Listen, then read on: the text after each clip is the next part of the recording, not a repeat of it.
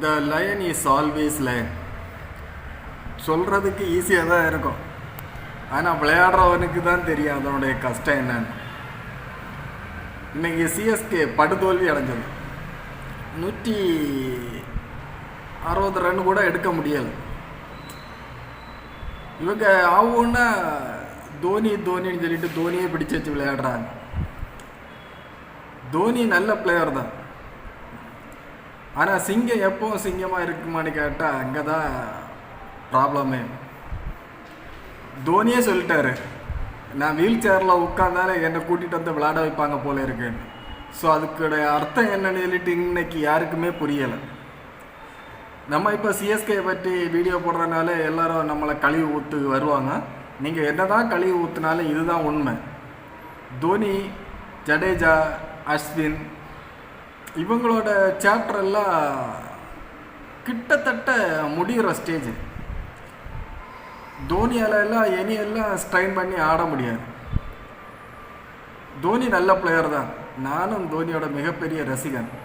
ஆனால் தோனியால் இனி முடியாது, அதை ஒத்துக்கிட்டு தான் ஆகணும். அதை ஒத்துக்கிட்டு கடந்து சென்று தான் ஆகணும். இவங்க தோனின்னு சொல்லிட்டு தோனியை பிடிச்சு வச்சுருக்காங்க. இவங்க தோனியையும் இந்த ஜடேஜாவையும் பிடிச்சு வைக்கும் தோறும் இவங்க இதே மாதிரிப்பட்ட இன்னும் பல தோல்விகளை சந்திக்க வேண்டியது இருக்கும். பேட்டிங் ஆடுறதே கிடையாது. ஃபஸ்ட்டில் ஒரு 2 விக்கெட்டு 3 விக்கெட்டு போச்சுன்னா அவ்வளோதான், முடிஞ்சிச்சு. இதை நம்ம சொன்னால் இப்போ நம்மளை திட்டுவாங்க, கழுவி ஊற்றுவாங்க. நீங்கள் என்ன தான் கழுவி ஊற்றினாலும் the line is always line கிடையாது. வயசாச்சுனாக்கி லைன் வந்து ஒதுக்கிடும், அடுத்த லைனுக்கு வழிவிடும். ஆனால் இங்கே இந்த வயதான லைனை வந்து ஒதுங்க விட மாட்டேங்கிறாங்க, ஒதுக்கி வைக்க மாட்டேங்கிறாங்க. அந்த லைனோட காலையே பிடிச்சிட்டு திரிகிறாங்க. நம்ம டோனிக்கு ஏகப்பட்ட ரசிகர்கள் இருக்காங்க, நானும் ஒருத்தன் தான்.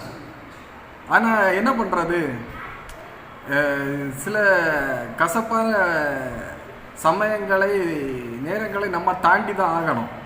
அந்த கசப்பான நேரம் தான் தோனியோட இந்த ஐபிஎல் மேட்ச் 2 ஒரு ஓய்வு பெறுறது. உண்மையிலே இன்னைக்கு T20 தான் விளையாடுறாங்களா, T20 மீன்ஸ் ஐபிஎல் T20 தான் விளையாடுனாங்களா, இல்லை டெஸ்ட் மேட்ச் விளையாடுனாங்களான்னே தெரியல. இந்த மாதிரி ஒரு கேவலமான ஒரு மேட்சை ரொம்ப நாளாச்சு பார்த்து.